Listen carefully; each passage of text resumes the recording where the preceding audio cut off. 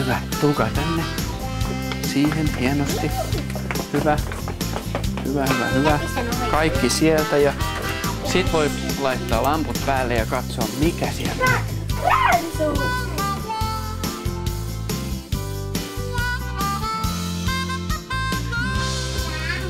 Tervetuloa tänne heijastelemaan vaan nyt niin. Sulla on muoviheijastin.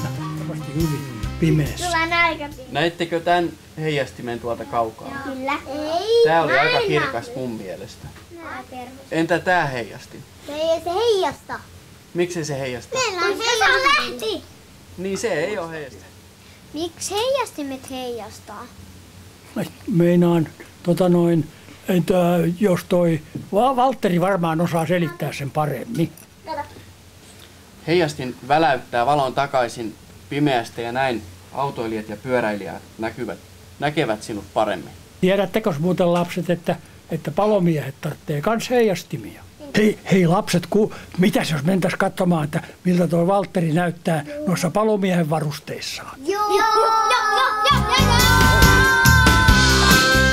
Hoi!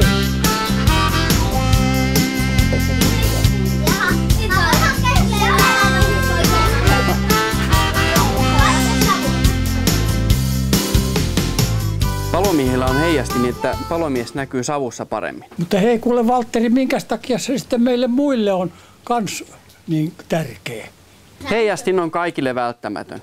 Pimeällä kävelijä näkyy paremmin, kun hänellä on heijastin ja hän näkyy pimeässä. Heijastin voi pelastaa ihmishengen. Joo, se on hurjan tärkeä juttu tämmönen heijastin. Se on. Oletteko tekin samaa mieltä, että heijastin on tärkeä?